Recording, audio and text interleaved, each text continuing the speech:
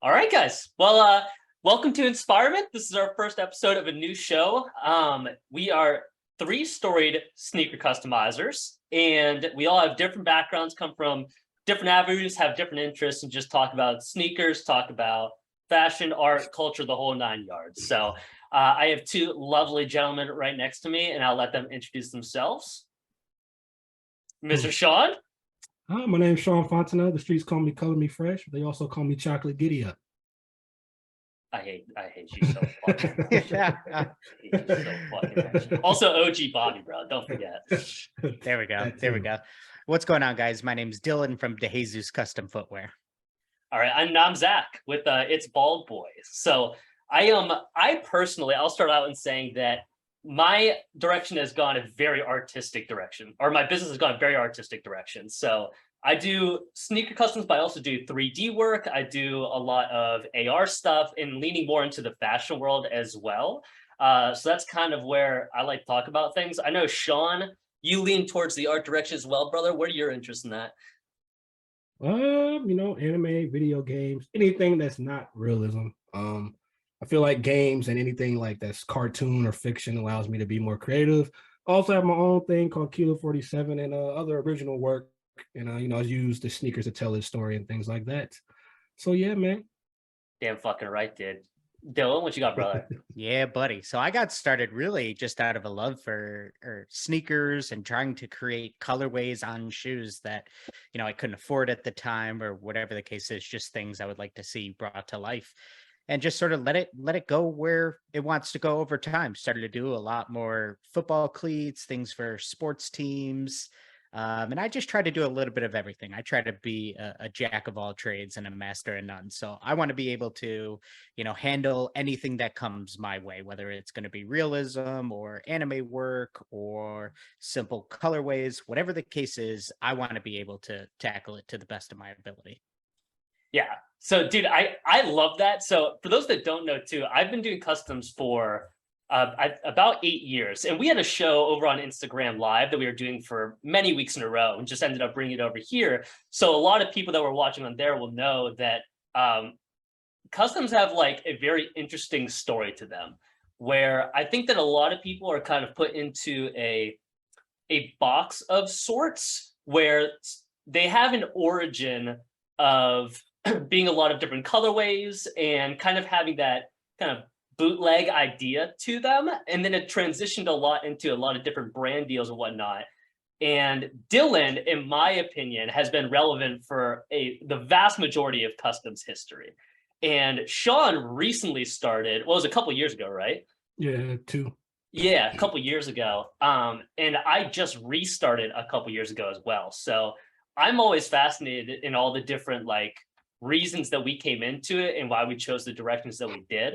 So Dylan, would you mind like starting off kind of talking about, why you got into it in the first place? You talked about like wanting to do the different colorways and whatnot, but like what the climate was like then and how it's transitioned both your business and customs.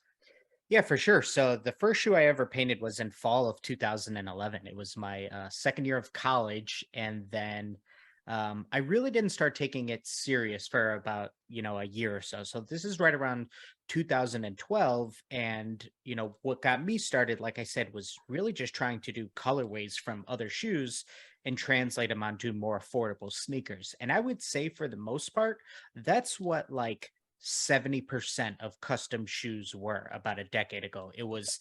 This is when the Nike basketball line, like LeBron's and KD shoes, were super popular, and they were releasing some of the coolest, themes and colorways. And it was, here, let me go ahead and take the LeBron South Beach and paint it on a pair of Jordans, or take the KD Weatherman theme and paint that on a pair of Air Forces, or whatever the case is. So there was a whole lot less original work. There was way less like whether it's anime or Disney work or big Marvel movie stuff.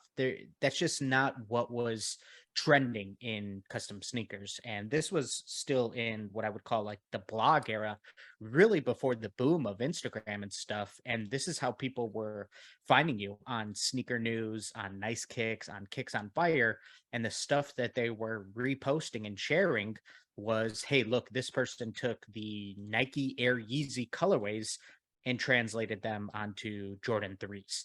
So that's what custom shoes really were for, the first few years starting out. Mosh, still one of the in if for Absolute my fucking money, the legend. best to ever do it. Absolutely. This He's was certainly up there. Yeah. yeah, this is when he really, really took off. Like LeBron posted a pair of LeBrons that he painted. He ended up painting shoes for LeBron.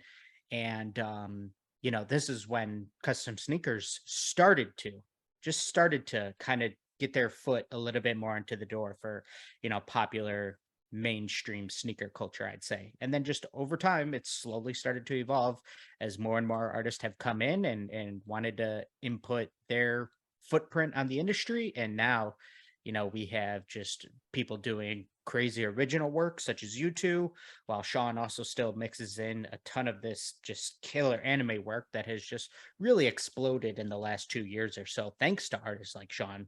Mhm. And so now, whatever you're interested in, there's an artist out there for you. Yeah. Dude, Mhm. I was absolutely. I was gonna say too, Sean, like, how do you feel that the current climate is? How would you describe customs right now? I think Custom's in a good spot. Honestly, it's a little bit of everything. You have decon recon people. You have the colorways. You got the drip. You have anime. You got the portraits. I mean, you have a little bit of everything. You even got people now doing more of the, not making them wearable to where Yeah. they're more of an art form instead of, just a quote unquote custom. So it's right now, I think there's a niche for everybody. There's nobody you should be afraid to try something because, like I said, like right now, people are doing all kinds of stuff with their shoes. Yeah. Yeah, dude, I people are think getting there's crazy. not a I think that there's not enough artists doing some of that really simple, clean colorway and color blocking that I mentioned early on. Like one of my favorite artists who's still a couple that I'd love to shout out who I think do a phenomenal job of quite simply just color blocking and colorways would be Wavy Kick Fits Oh yeah. and Malcolm Garrett. I think that I just love both of their work, and it just shows that sometimes you can still really win and create an awesome piece with just a few colors, quite frankly. Dude, I am so glad you brought those people up. I personally, Malcolm Garrett is a name I've heard a lot. He, like, whenever I think of simple colorways and wearable colorways that are also unique, I think of like currently I think of Lorenzo G and a guy named Staniflow or Flow Customs. Um, but like over the last couple years, Malcolm Garrett's popped up more in my mind, like with all of that. And I know he's doing a lot of clothes too now. Hmm. But that shit's fucking awesome. And Wavy Lady kills it, bro. Absolutely killer. Wavy Kick Fits. Oh, there's another woman named Wavy Lady Kicks Oh, too. really? She's Oh, fucking. That's who I thought you were talking about. You're talking about somebody else. Wavy Yeah. lady. It is. There's a fucking person, bro. I'm telling you. I'm telling you. Oh, Look I him gotta see up. that one. God, Wavy lady. fuck you, Said bro. that, I thought about the Vans, Wait, the Vans? the wavy Vans, bro. Oh yeah, like the Mischief Vans. That's been interesting too, dude. I've noticed recently. If I had to give my current take on it, I I'm gonna make a prediction that in the next couple years, it's not even gonna really matter what you're painting as much as what you're painting on. To be honest, I know with like the Mischief Vans and like the fuck was it? Oh, the Pollux Crocs that Salehi does. All the different off-white shoes. Like it honestly doesn't even. You can make the most ridiculously terrible thing on them, and just because it's on that shoe, then they'll get notoriety. It'll be the terrible custom on an awesome pair of shoes, and you'll get publicity for it. I think that's been a big change over the last half decade or so, I would say, in custom sneakers, in that now, um, this is just me throwing out a number, but probably about 80% of the custom sneakers that you would just run across social media would be Air Force Ones or Jordans or Yeah, Jordan ones. easily. Whereas 10 years or so ago, you weren't seeing Air Force Ones and Jordan Ones. You were seeing people working on Jordan 3s, Jordan 4s, Jordan 6s. It was really all about, let's just say in a given calendar year, Jordan might release 10 different colorways of the Jordan 3s. Well, you were going to see a ton of people doing Jordan 3s that year. And if the next year was going to be Jordan 5s or whatever, you were going to see way more Jordan 5 customs. But I think that is way less the case nowadays. Foams. Oh my God, bro. Throwback to the fucking foams. Jesus Christ. Ooh, Every time somebody mentions man. foams, I think about Kick-Asso just absolutely just destroying a pair that I wanted. Oh God, it's heartbreaking, bro. I don't even like talking about foams, man. Yeah. I do love foams though, honestly. I will say though, I do in a way, I do see like the connection between what you were saying, Dylan, and how it used to be a lot of different colorways or a lot of different silhouettes. Yeah. And I would transition to like a period of time where it was Air Forces. And then now, in my opinion, is like transitioning towards those kind of new silhouettes, only in a very different way. It's like a lot of collaborative silhouettes that people want to be on. It's kind of cool looking at it objectively too, and seeing, before it was a lot of colorways like what you were talking about. So it was a lot of taking the shoes and the silhouettes that were already popular and then just applying new colorways to them. But then the whole like TikTok, Instagram era came where it was a lot of putting brands on shoes. It was like doing things cheaply because you wanted to make a lot of fucking content, like as much as you possibly can on one pair. So, and then moving towards that, like people are getting a little bit tired of that now. So it's like into, what is interesting? What do you like seeing? So I don't know, Sean, do you kind of feel the same way? Have you seen that over the last couple years even? What, the people are getting tired of customs? Getting tired of like customs on Air Forces and then starting to move towards that different silhouettes.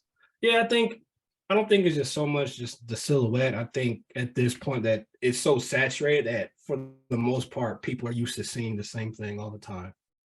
Right. So like I try to tell people, like even with like the algorithm, it's like if you're painting Goku on a shoe, right? How many times at this point has somebody seen Goku on an Air Force One, bro? You see what I'm saying? It's like by the time they get to your Air Force One, they've been seen Goku on Air Force One 200 times. It's really hard to So wow it's like, so it's like now, what are you doing to wow them in a way that they haven't been wowed with Goku on an Air Force One? Yeah. But I do think that other silhouette, because I mean, you got the whole resale stuff market now, bro. Like shoes now are more accessible than they were 10 years ago.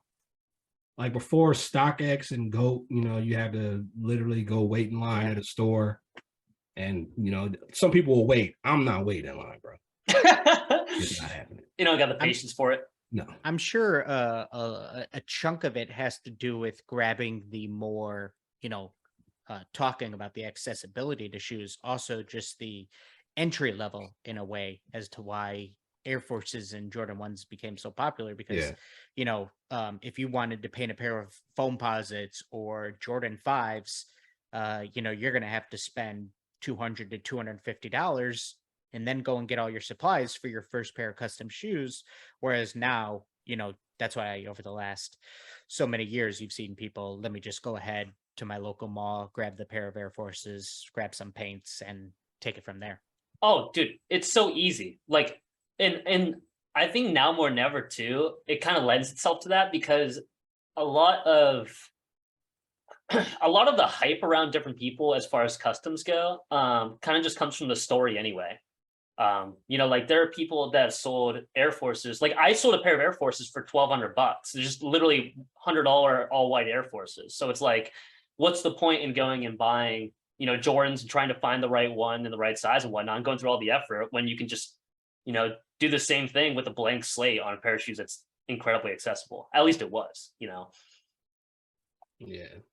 Yeah. I mean, me, I like to make shoes with stories, and I just feel like the space and the panels of a Jordan 1 is what I gravitate to. Mm-hmm. And it allows me it has more elements where I can tell a story with each panel that I'm trying to achieve, I guess. So that's versus painting on a flat canvas like some slip-on Vans. Yeah, I see what I'm saying, because you have to. it's either the shoe gonna be all one color, or you don't have to put like a background. Where it's like with the Jordan, I could add either textures, fur, or any whatever I want to each panel, and it'll all kind of be different, but it all kind of come together to tell the story that I'm trying to tell, if that makes sense. And nobody does that better than Sean. I mean, there's Facts. just Easter thank you, sir. eggs all throughout his work. So, I mean, if you really understand the characters or the source material that he's working from, that's when you're going to get the most enjoyment out of Sean's work for sure. Thank you, sir. I think we're gassing Sean up a little too much. You know what I'm saying? Hey, bro. I don't know about that. Hey, he's making up for you not putting me down as a reference, bro. So don't try I don't know, man. Although, actually, I will say, I was going to tell you this earlier, Sean. I would love your take on this. Very hot take. I'd say that you and maybe Alma from Vanime Mhm. are the two people that completely started the entire anime custom trend. I can't right now. I can't right now. I know there were other people doing it, and I'm not saying there weren't. But I'm saying I think the two of you guys, because you were so big and so good, that I think it honestly just sparked it. Because Enzo came after you, right? I mean, Enzo's been around, but okay, so I'll say what you're saying, but I would use influence, right? I wasn't the first, nowhere near the first. But you don't have to be the first to have the influence to push the culture, I guess. Mm-hmm. Uh-huh. You know, Amma was already popping before I came. I think I influenced anime on sneakers because he was doing Vans. Mm-hmm. So everybody was already painting anime on shoes, like Air Force Ones and Jordans. I think my take on it, I guess, took it to another level because I was doing things people weren't used to seeing. Like, I just wasn't taking a character and then putting it just on the side of the shoe. I was doing, like I said, the storytelling, and people weren't really used to seeing that. And so I guess I influence what you're trying to say, but I don't want to take all the credit. But then, yeah, Enzo came, and then he put his spin on it. He has his own style. He does really dope scenes and pulling you into like the backgrounds and stuff like that. So Yeah, and I will say too, anybody that we talk about, I'm gonna try to, whenever we post this up on YouTube, I'm gonna try to tag them in the description below, just so that everybody can go check them out and whatnot. Because I know a lot of these names, if you're not like a regular customizer, don't mean shit. It's just random people. So, but you really should check them out because they're incredible at what they do. yeah, man. Yeah, I mean, I think because I remember when I first started, right? I didn't know anybody outside of like Dylan and Mosh, because I saw Dylan's videos on YouTube. And when I started getting back into it, I was watching his videos on YouTube, and I was like, man, I should try to do some cleats. But I was like, do I really want to? Like, Dylan and Mosh, for the most part, already have that market, right? Like, there's no competing with Dylan and Mosh. So what can I do? Look at Dylan grin. He's like, you're I'm being right real, bro. That's why I've never painted cleats, to be honest. Like, people ask me, you paint football cleats? Nope. Because I never wanted to be in the shadow of somebody else. Yeah, right? I'm totally with you. And I felt like when I first started, I would be in Dylan and Mosh's shadow because they already had customs in the NFL popping. That was their market. And I didn't want that. I was like, so what can I do to, I guess, be myself, but then stand out? And then I guess, it's just found my style. That's why I was painting Jordans. That's why I didn't really do Air Force Ones, because everybody at the time was painting Air Force Ones. So I was like, I'll suck it up and pay a few $100 more to get a Jordan 1 high, because at the time, not a lot of people were painting Jordan 1 highs because of the price tag. Dude, I love the way you put that, Sean. Like, just figuring out how you can fit and like differentiate yourself is beautiful. It's interesting because I'd love to hear your thoughts on this, Dylan. Because I've seen a lot of like brand work and a lot of different colorways just throughout the years. Obviously, that wasn't always the case. Obviously, most of customs wasn't that. So when you first started, like, what was your way of differentiating? Or did you feel that just painting customs in general was differentiating? You're like, I'll just do whatever the fuck I want because this is brand new anyway. Yeah, I would say that one, when there's way less people doing it, naturally it's just going to be, a more rare thing. And you're already sort of standing out a little bit. But funny enough, I think that there was truly a little bit of a race to the first one to take the new popular sneaker colorway and translate it onto a different silhouette. So, like, I remember, let's say, for example, it's the NBA Finals. LeBron is going to debut a new colorway. Well, now somebody like Mosh is going to take that colorway and translate it onto last year's LeBron or onto a completely different silhouette. And then let's say KD releases a crazy new colorway, the Nerf collab. Well, now it's all about who's going to be the first artist to go and nail that Nerf collab on a pair of Jordans or something like that. So there was almost a race to be first back in the day. And there's definitely not that aspect now. And so I remember, it was also like, who's going to take some of the classic Nike SB colorways from, the golden era in the early to mid 2000s and translate those onto Jordan. So you take, your Nike SB Tiffany and translate that onto a Jordan 3 or something like that. And it's funny how that was definitely at the forefront of trying to grow in popularity, and that was a way to grow back then. Dude, that's wild to me. You know what that reminds me of? It reminds me of release videos on YouTube, where like no matter what your niche is, like I love watching card games. So like Legends of Runeterra, when there's a new release, it's like it doesn't even matter what the video is. It's like who can cover the cards the fastest, and there's like video releases, all the reviews, like all video game reviews online. That's kind of reminds me of. It's like the first meta of customs was like, essentially like trying to get to it fast. That's pretty cool. Yep. So like there was, it's funny. There was slightly this I don't want this to come across wrong, but there was slightly less creativity amongst artists back in the day per se, because it was really working off of what was already popular and trendy from the Nike colorways. And so a lot of us were living and dying off of what are the coolest Nike themes and colorways out right now. You know what I mean? So when Nike released the Galaxy Foamposites in 2012, I think it was, for All-Star Weekend, you saw that blue and purple Galaxy on every silhouette imaginable for the next few years, Dude, wait, Sean, were you gonna say something?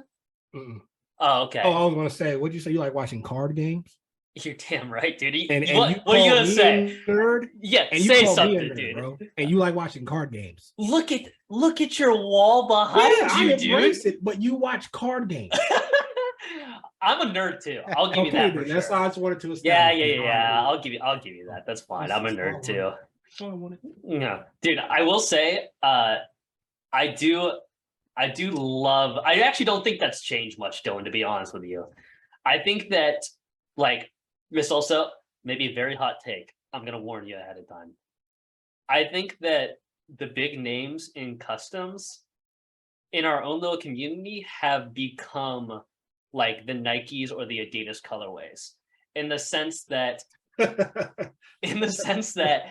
Sean will put out a custom and I will immediately following see anime customs of the same style, of the same movie or the same show or whatever. Like same way with different the different dyers, like Lorenzo G, like Oaish and all those like big, Jake and all those people.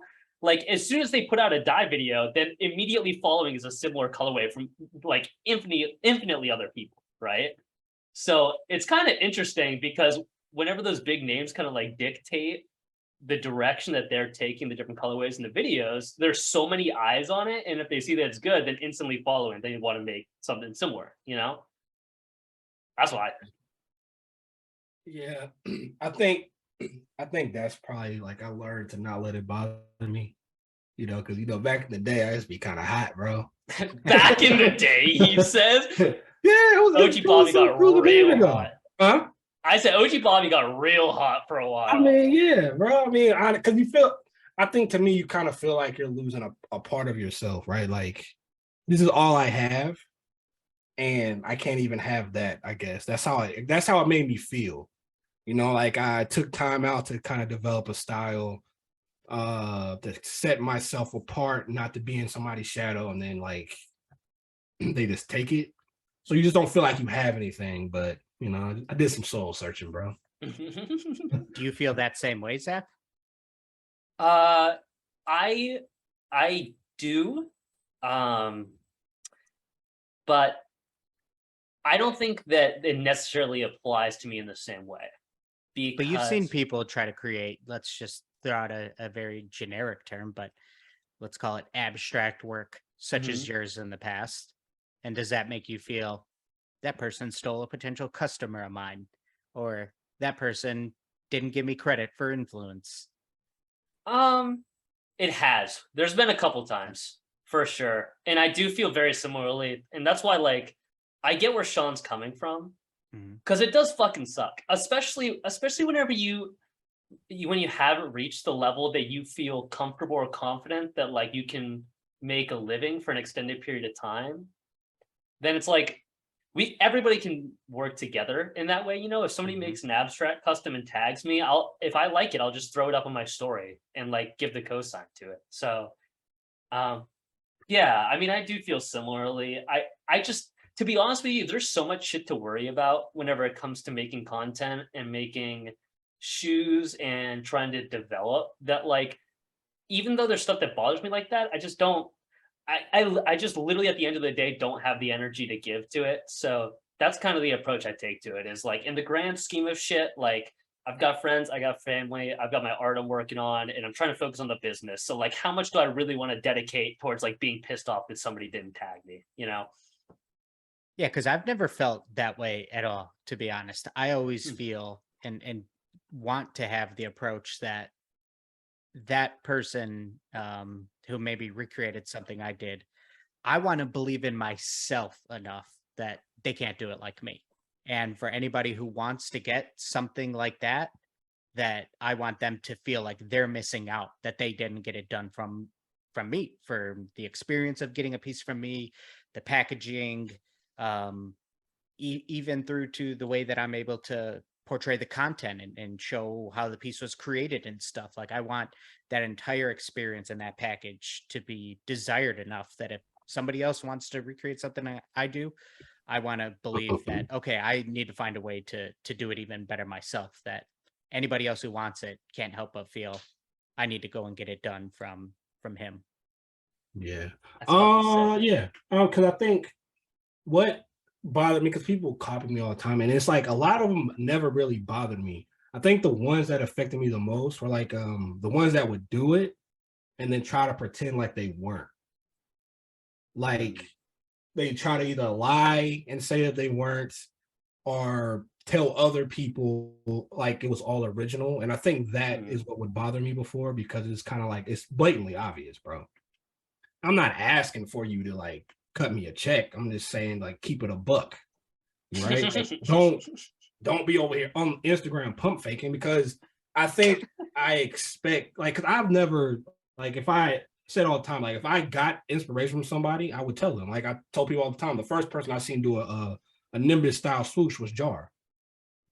He was the first one. I say that all the time. There's no shame in my game telling people I've seen somebody else do something and me giving them credit for I just did a one on my pair, and I was looking at how you and Jar both did it, and it. and trying to come up with a way. How can I try to do this different enough that it looks like it's done sort of it flows with the rest of my theme, and it doesn't look like I recreated one of these other ones. So Dude, and Okay, honestly, bro. yeah, I can't wait to see it, Dylan. I'm really curious now, like what yours gonna pop out like, to be honest. Yeah, when are you posting yours? it's a good question. I don't know. Right now, loosely in my head, the thought is to either post them very soon, as in the next week or two, or wait till like the gallery opens and then post my video about the gallery, my YouTube video about the gallery around that same time as it opens, and then post the pictures to Instagram. I'm really weird about how I space out my content and try to plan it and probably overthink it too much rather than being like, you know what, I just gotta let me just post this, so Yeah, I wanted to wait for mine too. That was literally the only content I had, so I had no choice. yeah. So I feel that hard, dude. everybody's already posted theirs and unveiled them, and I was like, you know what, let me do this little Instagram live. I'll show them on here, so if anybody wants to see them, they're there.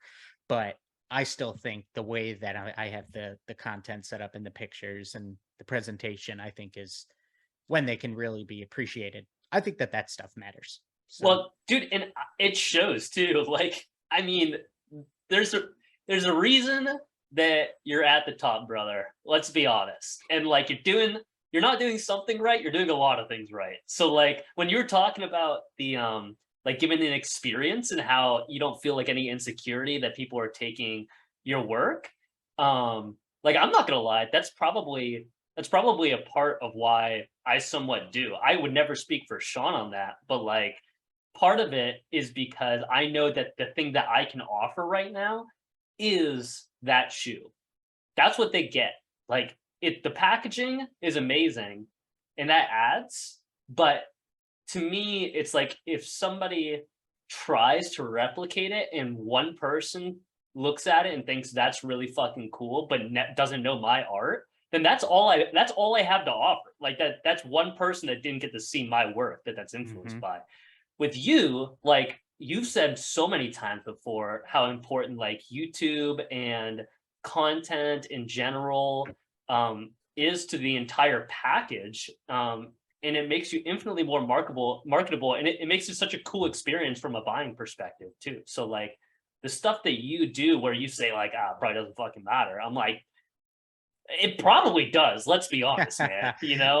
Yeah. I mean, it probably does. You're right. Like, I mean, so many times people have brought it up to me that like, hey, if I order this shoe from you, are you going to make a YouTube video about it? Or will you say my name in a YouTube video or whatever the case is? Can I get a shout out in a YouTube video? Or, I can't wait to see how you made these. And sometimes, there's over the years, there's been pieces that I've done and stuff that I haven't made YouTube videos for. And then, whether people, I've never had anybody upset that, oh, you didn't make a YouTube video for these, but I've had people say, oh, like, I can't wait to see the YouTube video on these, as if, they expect that every piece that I do, there's going to be a corresponding video, which there is a lot of the time.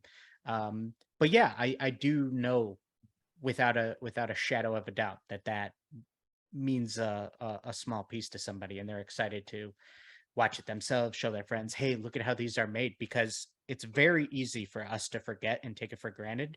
But what we do is really damn cool.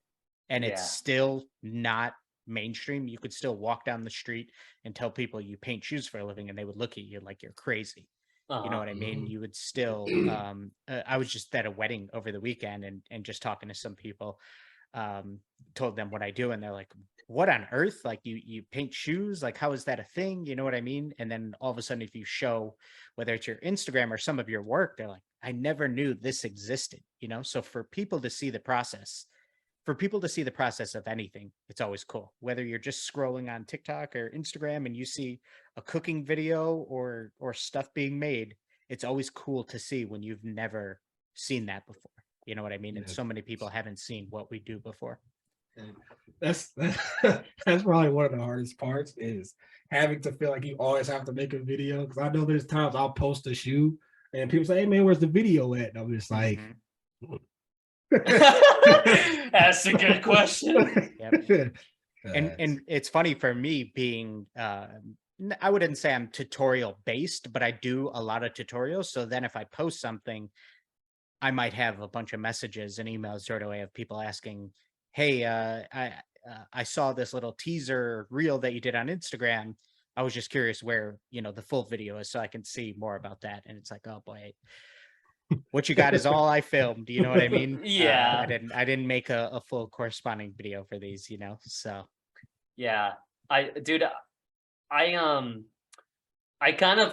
thinking about it a lot recently. And you were saying that did you start with tutorials on YouTube, Dylan? Did I start with tutorials? I would Yeah. say the answer to that is no. That those weren't the first videos I posted, but those were the first videos in the catalog that gained traction, Okay. that then told us we were heading in the right direction. Okay. So Okay. like the first video we ever posted, the first few were, hey, we have cool projects here. Here's some clips of the making of the shoes to some music, and then the ending reveal. We made some shoes for Gary Vee and his team, or for a Chicago Fire soccer player. They came to our studio, this type of stuff. Show that, engagement, maybe not the highest, but then all of a sudden, here's a tutorial on how we made Bape camo Vans, and then that starts to gain a lot of traction, get a lot of engagement. Here's 10 airbrush hacks in 90 seconds, and things like that. We realized that's what people were enjoying the most. So okay, cool. Let's focus on that a little bit more and try to work towards that style of content and see how we can grow it that way. Okay. Yeah, okay, that makes a lot of sense, honestly, because I was gonna say, I think I'm a little over like 2 years into restarting the business up, and where I wouldn't do anything differently because I understand like where I'm at right now and where I need to go. And I like the foundation that I built. I think from a business perspective, I was very like kind of like just pretentious in general, in the sense that I didn't want my shit to be like anything else. I didn't want to build off of anything. I was like, I'm gonna be original and people are gonna appreciate that, whether they want to or not. And people did, but like the issue and what I'm realizing now, and what I would probably, if I was trying to turn it into like a business, what I would realize that like you can transition if you have a good foundation. So instead of just like starting off and just doing whatever the fuck I wanted, I'd probably find what I was interested in from other people and like start making customs similar to that, and then find a style from it so that I already fit into like a category that I know works, that I can build off of. Because I can honestly say, like, even though it's great for finding my art style, and I'm appreciative of that now, the first like at least 6 months were just, I mean, gone. It's like it was just painting random things essentially, because I was so dead set on doing everything my way. So like that's kind of the point of me sharing that too, is that relating back to YouTube, like that's kind of where my mindset's still at, that I'm trying to get out of, is I'm like, I don't want to do tutorials, I don't want to do vlogs, I don't want to do shit. I want to do like something unique. But I'm kind of starting to realize it's probably a good place to start, so I have like a foundation to build off of. It's funny you mentioned that, Zach. There was a podcast that I listened to. I have no idea what it was about. It was about like business and content about 5 years ago. And I swear, like the message in this podcast just totally changed the direction of my business, because they were talking about like creating content within your niche, whether that's, let's call it for us, creating a pair of shoes, or I I translated this to YouTube. They said go and look at 5 popular things within your niche that are popular and go and recreate those, because they're already getting buzz. So if you do them, there's a good chance that it can work and help you grow. And so what I did was look at, in 2017, 2018, look at what videos were working on YouTube in the custom sneaker space and recreate them. And the first one was, there was a ton of YouTube videos on how to create Bape camo Vans. So clearly a lot of people were searching this up or doing this, or it was gaining traction, and they were all done in different styles. Some of them were complete time lapse with no voiceover. Some of them were full like detailed tutorials. And so we just tried to recreate it in, our own way, and it worked. And same with the video that I mentioned called like 10 airbrush hacks in 90 seconds. We saw something like that, but in the photography space, and it was like 10 camera hacks in 90 seconds. So we said, let's go ahead and translate that to the custom sneakers space. So I think that That's sick. what you said there is a really good idea, to look at what is popular. You know what I mean? And then try to find out how you can put your own influence on that. Yeah. Well, how do you feel about that, Sean? Because I know even like related to art, I mean, and this is kind of the realization that led me to come to it as well. It wasn't so much like engagement and whatnot. It was that I was watching videos about like Henri Matisse and different artists, and I was like, oh, all these artists essentially spent their whole life trying to learn like one specific area. You know what I'm saying? It's like you want to be a, realist portrait painter, or you want to be an impressionist or whatever, and then you start building like your identity off of that. And I was like, it doesn't feel right not doing that. Do you kind of feel similarly, Sean, where like, or did you get into it and you're like, I don't want to do shit like anybody else, I just want to do whatever the hell I want to do whenever I want to do it? That one. Yeah, really? And it worked, bro. That sounds like Sean. Yeah, it does sound like because Sean. when I came back, because when I started back in like 2009 before I quit, I was doing a little bit of everything. That's when I started doing portraits, like the Michael Jackson pair you guys saw. Yeah. And I was just kind of like, I love Michael Jackson, but it was just like, like I just didn't really enjoy the process as much. And then that's when I started learning things about myself. So then when I came back this time, I was just kind of just doing a little bit of everything. I was doing colorways. I was doing like some autism style designs. And then I think what solidified it for me, and I think I told this story before, this dude wanted me to paint some French blue 12s with the Serato Galaxy print on it, bro. Oh, yeah. Space Jam. Bro, and I did it, and I absolutely hated the shoes, but I hated myself. I hated everything about it. I did not enjoy any of it. Yeah. And I remember I had them finished. I hated them so much, I was going to refund homie back his money. And it was just one of those things to where there was nothing about it I liked. And I remember telling myself from that day forward, I was like, I'm not doing stuff that somebody else's style anymore. And I'm not going to really take on jobs that I don't have any interest in. And then from there, that's why I started toying around with different stuff. And I started getting more anime. Because I mean, who doesn't know about Dragon Ball Z, right? We all knew about Dragon Ball Z. They were probably like Naruto growing up, but I was never like an anime person. Like I was the athlete in high school, bro. When I would see people do the little Naruto run across the around school with the headbands, I'd be looking at you like, bro, what are you doing? But it's like the more I started, that guy, dude. Yeah. So the more I started painting them, I started watching them more, and then the more I started watching them, I started getting into it a little bit more and more. And I'm more so like characters as opposed to maybe like the whole anime. I'm the same way with sports, right? Like I'll like a player more than I like a team.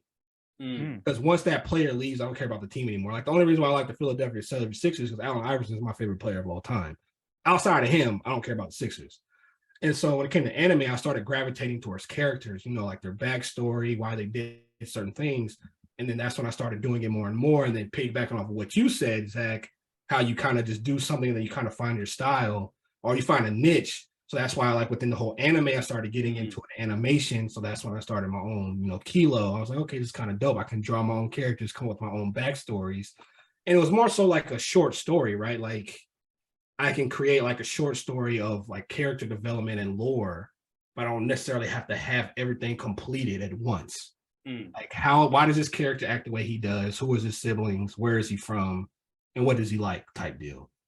And so I kind of found my style with that within a niche that I kind of grown to enjoy, if that makes sense. Dude, that's very interesting. It almost feels like counterintuitive in a way. It's like you'd think that you'd know what you like and then start painting that because of that. You know what I'm saying? And it sounds like the opposite for you, which is fascinating. Grew into what he liked. Yeah.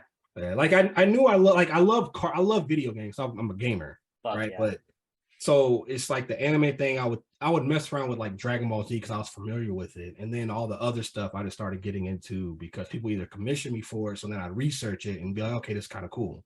So that's the only reason I even started watching Naruto was because people started commissioning me for it. Like I knew what Naruto was, but I didn't know nothing about the story other than like the main characters you see on social media. So that's when I started watching, I was like, okay, homie's kind of raw. I like it.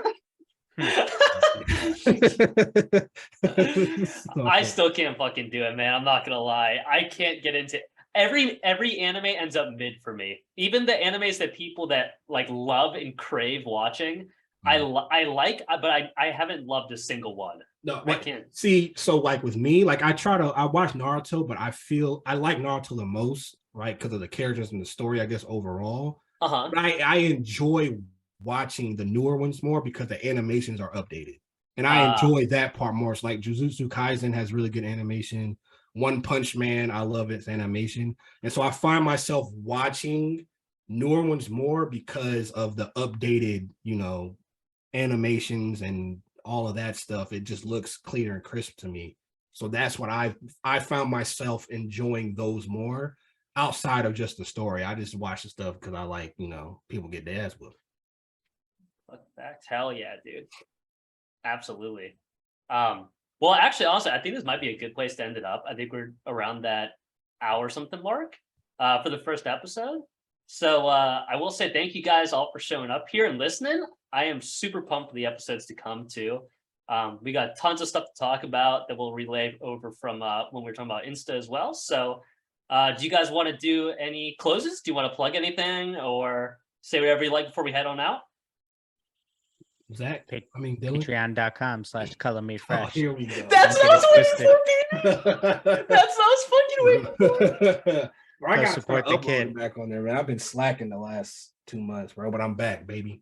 Yeah, I'm gonna be. It's gonna be 3 months soon since my last YouTube video, man. Wild summer, but be back soon. Damn. Well, it's been 3 months since your last video. Yeah.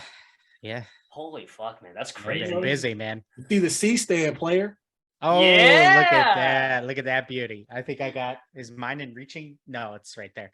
I got buddy. mine right there. That overhead filming about to go to the next level. Yes, sir. See, Yeah, buddy. Hell trying it yeah. out, man. Got some stuff coming. Sick. So that's Sick. it. That's it for me. Yeah, absolutely. I got some over on my Instagram, it's Bald Boy, as well as my website, it's baldboy.com. We're going to be having new physical pieces coming out. So I do, like I said, augmented reality, 3D and physical. Most of what I've been doing recently is digital, but we're going to have some new shoes, some new paintings and whatnot coming out. So that'll be pretty fucking sick. I'm really excited for that. We've got some really cool ideas in store for the podcast or YouTube videos, guys, of us doing certain challenges and stuff, whatnot. One that we've been tossing around is each of us trying to do a piece, and whether it's, Sean or Zach style, maybe Zach doing a Pear and Sean style, or us, or maybe the listeners each giving us a random theme that they think is us way outside of our comfort zone. So Zach having to paint an anime shoe or a sports team shoe. Sean having to paint a clean colorway or something, Yeah. Abstract stuff. I would know what I'm doing. No, for sure. That's a great point, honestly, because I know we've talked about this and we'll make it very clear that this podcast is one avenue for Inspirimint.